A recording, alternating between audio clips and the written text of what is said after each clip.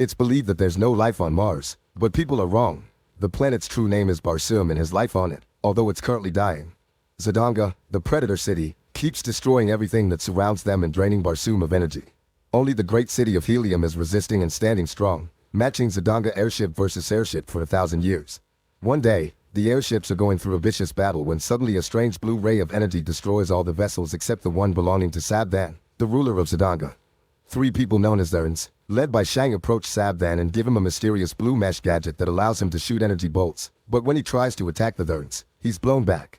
The Therns explain they're representatives of the goddess, and she has chosen to support Sabdan in his war. Shang tells him to test his new powers and Sabdan immediately begins shooting energy bolts at all the enemy ships, easily winning the battle. Meanwhile on Earth in 1881, John walks the streets of New York while noticing there's a mysterious man following him, so he tries his best to sneak around and lose him. Then he stops at a shop to send a telegram, choosing Express because it's urgent. Sometime later, Ned gets the telegram from his uncle, asking him to rush and save him. After taking the train, Ned comes to John's house and meets with a lawyer, who explains John died unexpectedly and left everything to Ned. His body has been put inside a crypt that can only be opened from the inside. There's also an ancient diary that John has left under strict instructions that only John can read it. After the lawyer leaves, Ned begins reading the story that starts 13 years ago. After the Civil War in Arizona, John is a distinguished former Confederate Army captain searching for gold, although he hasn't found much yet. The local bartender has already cut him off for not paying his debt, and the tavern's patrons try to kick him out, but John immediately fights them and knocks them out before pointing his gun at the bartender. At that moment a bunch of soldiers come to arrest him, and John tries to resist, only to be knocked out and later woken up for an interrogation. After waking up in front of Colonel Powell, John keeps trying to start a fight, and he doesn't stop until he's thrown in a cell. Powell wants John to join them to battle the Apaches, but John has had enough and doesn't want to fight anymore. Powell answers by knocking him out again, and John spends a few hours dreaming of his dead family. When he wakes up, John pees in the cell to get the attention of the guard, knocking him out when he comes closer and stealing his keys. Then John escapes on Powell's horse. Soon the cavalry is going after him, only to find him speaking to a mounted Apache war band. Both parties are armed and suspicious, and a shootout in different languages ensues, triggering a fight. John uses the opportunity to flee, but Powell gets wounded and John decides to help him. The duo flees into the canyon and discovers a little cave, and the Apaches that were chasing them come to a stop when they see a symbol on a rock above said cave. Then they run away. Curious, John comes to look at the symbol and discovers the spider emblem that he's been seeing during his search for gold. Leaving Powell behind, John ventures deeper to explore and discovers a room with weird symbols and gold-lined walls. Suddenly a Thern appears behind him and attacks him, but after exchanging a few hits, John shoots him and notices the man has a glowing pendant in his hand. The man dies whispering some words, and John repeats them as he grabs the pendant, causing him to suddenly teleport out of the cave. Now John finds himself in the middle of a strange desert. He tries to stand up but walking is extremely hard, and it takes him a few tries. It's shocking to see how his walking is almost floating, and after throwing the pendant away in frustration, John begins moving properly, discovering that his jumps now cover great distances. He doesn't know it, but he's on Mars, and the lower gravity allows him to do these things. Afterward, John reaches the top of a hill and discovers a clutch of eggs developing green 6-limbed newborns. At that moment, a swarm of Tharks approaches riding giant creatures and equipped with weapons. The leader Tarkus finds the pendant and attacks John as the others open fire, but John escapes with one big jump. Impressed by such skills, Tarkus orders the shooting to stop and approaches John again, this time showing he comes in peace. They try to communicate, but the language barrier makes Tarkus think John's name is Virginia, his hometown. Tarkus wants to see the jump again, but John responds by trying to steal Tarkus' weapons. However, the Tharks quickly counterattack and capture him, taking him away to their tribe together with the babies. Meanwhile in Helium, Princess Dea is preparing a speech about her latest invention. She's suddenly interrupted by her father King Tardos and his council, who are discussing Z'Danga's latest attacks made with some new glowing weapon. Dea cuts in and explains she's made a gadget that can harvest that blue light, which she calls Ninth Ray. She tries to demonstrate how it works. A council member touches it and secretly gives it a zap to break, making it look like Dea failed. Tardos sends his council away and informs Dea that the only way to stop the war is to marry Sabdan, which greatly upsets her. The king ignores her pleas and orders his people to start organizing the wedding while outside. The council member that broke the machine shows his real face. It's Thern, who is spying by using his shape-shifting powers. Back to John, he watches the Tharks in the city with fascination, especially when they start fighting over the babies. Tarkus orders them to let a girl called Sola have a hatchling for herself while Hajus tries to kill John, but Tarkus immediately pushes him away because he has nobody's support. Then Tarkus asks John to jump, but John still refuses to cooperate and is sent to a cave with the hatchlings, where he's chained up. Sola visits him and shares a special drink that makes John understand her language before passing out. John wakes up again in the middle of the night and is terrified to see Woola, a dog-like alien that quickly befriends him. Then John struggles with the chains and manages to get away, but Woola follows him. No matter how far John goes, Woola instantly reappears by his side in seconds. Desperate to find the pendant, John follows some noises and finds a Thark party that Woola interrupts.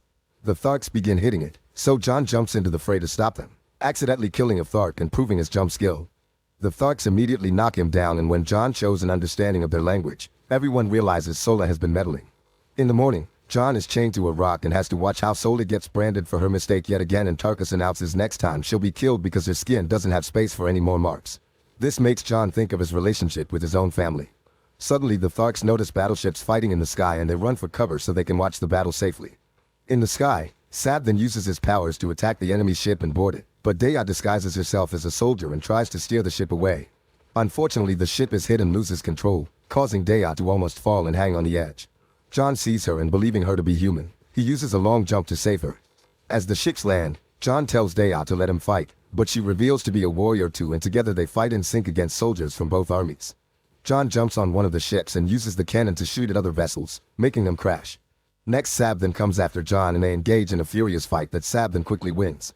When he's about to kill John, the Tharks begin shooting at the ships, allowing John to jump away while the last few ships escape. Afterward, the Tharks accept John as a warrior of their own and grant John his Dotar Soyat, or right arms, which makes Hadjus furious. John wants to turn it down because he doesn't want to fight, but Tarkus threatens Dea and John is forced to accept the honor. Next, the Tharks go raid the fallen ships while Dea shows curiosity for John's skill. She wants him to teach it to her people, but he reminds her he isn't for hire. When Dea suddenly mentions the lack of seas on his planet, she and John exchange their knowledge and John finally realizes he's on Mars. Dea isn't sure she believes him, and John explains he was brought here by the pendant, making Dea think he may be a Thurn. Looking for answers, Dea brings John to the temple of the goddess, ignoring Sola's warning that it's forbidden to enter. Dea analyzes some symbols that talk of a gate and promises to take John there so he can return to Earth as payment for him saving her. Unfortunately, they're interrupted by Tarkus and his men, who arrest them for breaking the rules. Tarkus is furious with John for getting Sola in trouble because she'll die, and John finally realizes Sola is Tarkus' daughter. Tarkus hits him for it and explains the Tharks have no concept of personal children before taking the trio to his tent, pretending he'll punish them. However, Tarkus gives the pendant back and asks them to run away. By the time Hadjus gets suspicious and enters the tent, the trio is gone and Tarkus is accused of betrayal. The group begins riding through Mars with Woola following them, and John is shocked to see how much damage Sabthan has caused. They have to cross furious sandstorms and hide from the warships, but a few days later, Sola realizes Dea isn't leading them to the gate. When confronted, Dea reveals she's taking them to Helium so they can help her people, angering John and making him decide to leave her behind.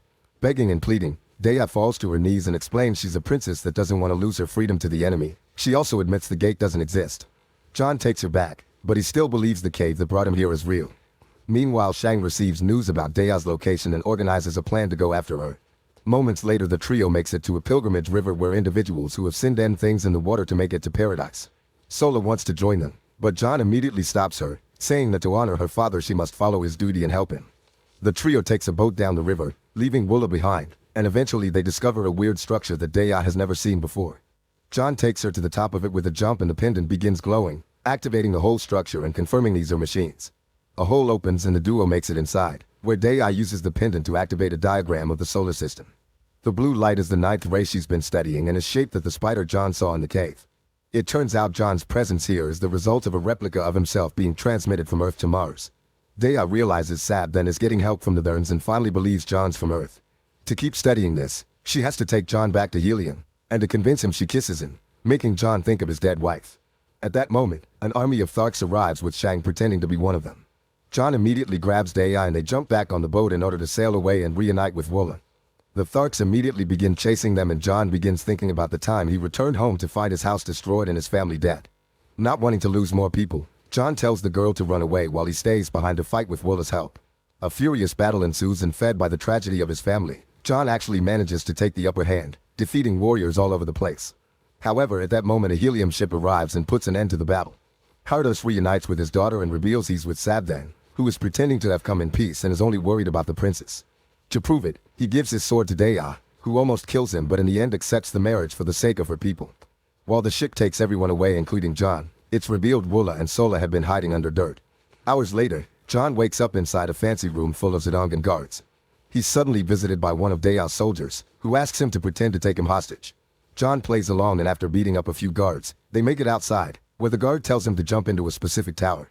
They make it to Daya's room, and once the couple is left alone, Daya asks John to fight for her people. John says no, so Daya gives him back the pendant and teaches him the words to use it. John begins repeating the words, but suddenly, the guards enter the room. When Daya turns around, John's gone, so she leaves assuming he went home. However, John is hiding in the ceiling, and when he takes a corridor to escape, he's stopped by Shang in disguise. Shang takes John away in a carriage and reveals to know a lot about Earth before he takes a new disguise so they can go watch the wedding procession. It's revealed that Daya will die after the wedding is over. Then Shang explains there are ancient immortal creatures that exist on many planets including Earth, and they always control the course of history. Shang takes John to a hangar intending to fly him away, but at that moment Woola shows up and bites Shang, freeing John. After stealing back the pendant, John steals a light flyer and begins piloting it rather clumsily, almost crashing multiple times. There's a guard chasing after him, but when he leaves the city, Sola shoots the pursuer down and John lands by crashing on the sand. John can't save Daya alone, so he must fly back to the Tharks for help. Sola says her people don't fly, but John forces her to come back with him. When they arrive at the village, they're immediately arrested because Hajus is in charge now. When they're thrown in a cell, they discover Tarkus has been locked up as well. Tarkus is furious to hear Sola come back, but he doesn't have the strength to kill John because he lost the Colosseum battle. Moments later, John and Tarkus are thrown into the Colosseum and forced to battle two giant white apes. Sola can't stand watching a massacre and jumps in as well, running to her father's side. John can't jump away because he's chained, but after dodging various hits from the apes, he manages to free the chain and uses the rock at the end to kill one of the beasts. Then he picks a sword from the crowd, and when the second ape jumps on him, John immediately kills it, earning the crowd's respect. Afterward, John challenges Hajus, who tries to say no, but the crowd reminds him of the rules. Hajus makes a jump to attack, but John swiftly cuts his head off. Everyone celebrates his victory, and when he offers a speech needing warriors to save the planet, the crowd is eager to follow him into battle. While the wedding ceremony begins, John guides the Tharks to Zodanga, only to find the city empty because the wedding is actually happening in helium. Tarkus slaps John for his mistake, pointing out they can't make it on time and that his people don't fly. Disappointed, John leaves alone on a light flyer. Moments later, John safely enters helium, thanks to the light flyer making him look like a local. Just as Daya is about to become Sabdan's wife, John bursts through the window and stops the wedding.